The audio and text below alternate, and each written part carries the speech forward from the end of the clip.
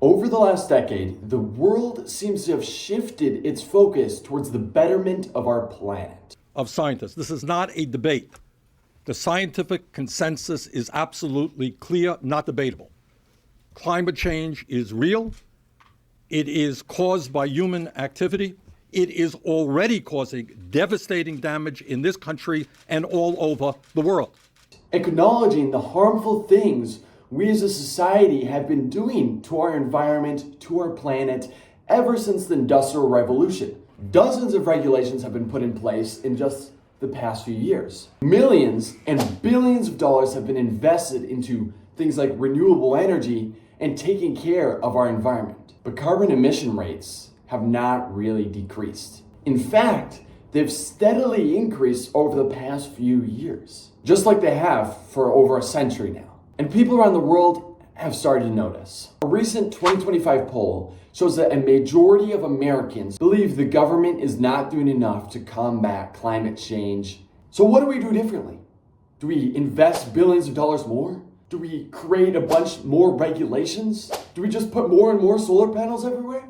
Well, yes, those could all be beneficial things. They have been proven to be beneficial over the last few years. But what if a much larger contributor, a much larger problem, and a much larger potential solution is right in plain sight, hidden right in front of us? You see, the burning of fossil fuels accounts for 74% of the US's greenhouse gas emissions. It also accounts for 94% of the US's carbon emissions. And look, we all know fossil fuels are bad.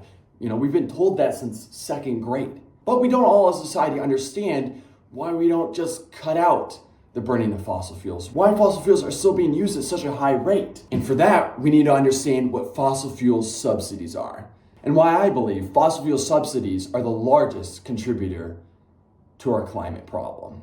So first, let's define what a fossil fuel subsidy is for those who don't know. A simple definition is basically any time a government takes an action to lower the cost of fossil fuels production or consumption. It comes in two major forms: explicit and implicit. Explicit, super simple. It's when the government gives direct payments or money to corporations to burn fossil fuels and to be able to afford fossil fuel production. Implicit gets a little bit more complicated, but for a majority of the time, it's when the government allows tax breaks to occur, aka straight up undercharging for the true cost of fossil fuels. An example of this would be when the government gives preferential treatment to these large companies or corporations to oil-rich land. So basically they let the company beat out the people to certain land, or when they provide tax breaks that directly help them save money in production, in worker costs, or basically any area that could help them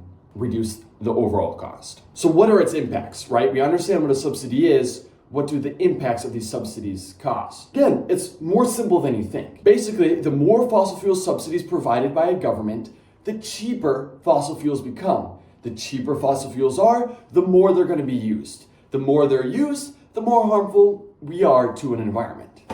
Super simple. So back to the main point. The US is fighting for a greener future to save our planet. When the government talks, that's all you hear. All the movements they are making, the billions of dollars they're investing in a more environmentally friendly society, right? They invested almost $100 billion in 2022 in renewable energy. But the problem is they're still investing a large amount in fossil fuels through subsidies. And a large amount might be an understatement, because in 2022, when they invested $100 billion into renewable energy, they also invested $6 trillion in fossil fuel subsidies. 100 billion seems like a lot until it's next to 6 trillion. And the bigger problem is that that's not decreasing. 2023, $7 trillion.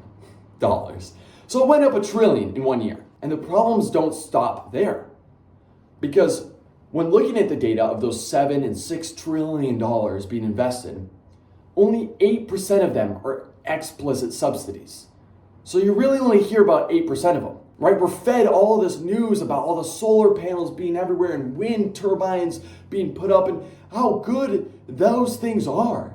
But we don't really hear about the 92% of the support the US government has directly been giving fossil fuels, fueling the climate crisis. Because all those tax breaks are just getting swept under the rug. So why aren't we trying our best to cut down the main source of environmental damage? Why are we investing $1 trillion more into it year after year? Well, like Suda always says, the simple answer comes down to hyper-consumption.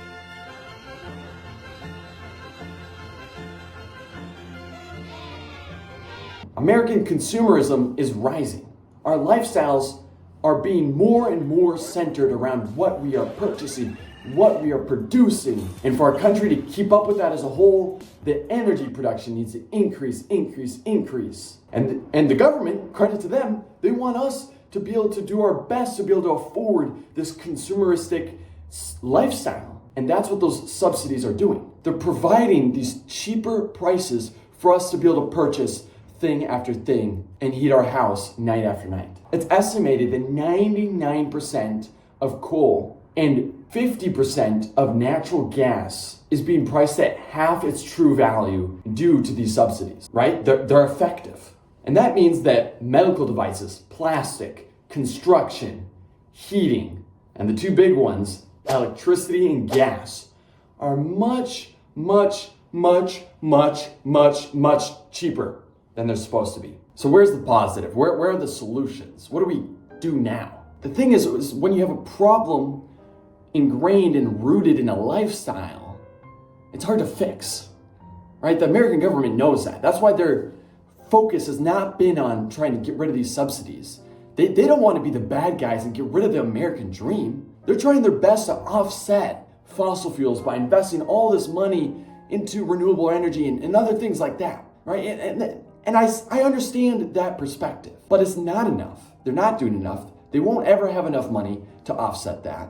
And it comes off as hypocritical to support that when you're also supporting 80%, 90% of carbon emissions, of greenhouse gases, of the root cause of the planet being destroyed, right?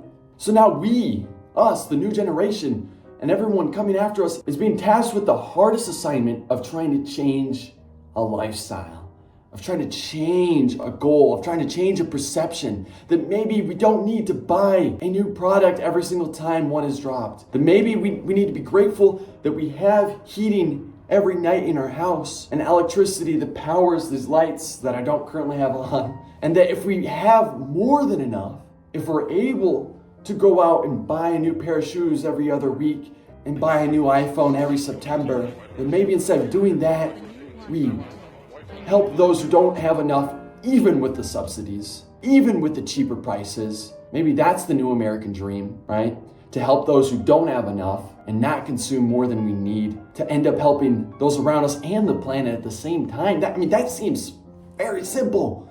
Seems like the obvious choice, but it's gonna take a lot more than us just telling people. It's gonna take action. It's still gonna take fighting for regulations. It's still gonna take trying to take down the corporations that are overusing their subsidies and their energy production. It's gonna take a lot. It's gonna take the willpower to not fall into the temptation, to the social media advertisements that we're surrounded by every single day, every single hour, to consume more. Can we do it? That's the question. And the answer is we're gonna have to.